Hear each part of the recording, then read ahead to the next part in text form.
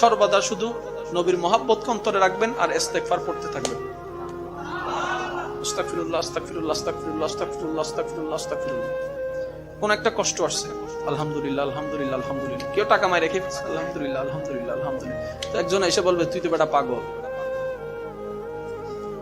তোর টাকা মাই রেখেছে তুই বললি আলহামদুলিল্লাহ।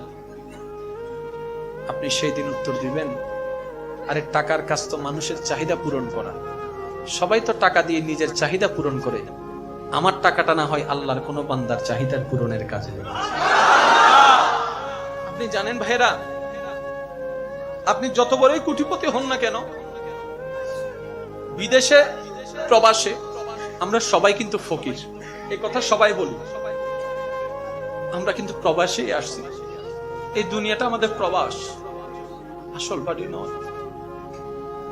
তর্ক থেকে যাবে, আপনি আমি চলে যাব, ঝগড়া মামলা থেকে যাবে, আপনি আমি চলে যাব, কাউকে বলা কঠিন আঘাত থেকে যাবে, আপনি আমি চলে যাব।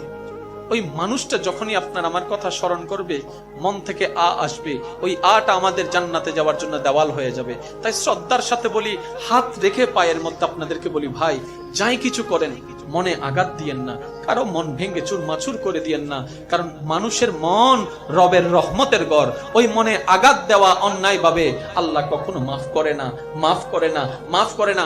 যতটুক পারবেন হ্যাঁ বলুন, যতটুক পারবেন না বলুন। প্রতারণা করবেন না, ধোঁকাবাজি করবেন না, কাউকে কষ্ট দিয়ে দুই নাম্বারি করে আপনার কোটিপতি হওয়ার দরকার নাই, কারণ আপনি এমন রবের বান্দা যার নাম রাজ্জাক।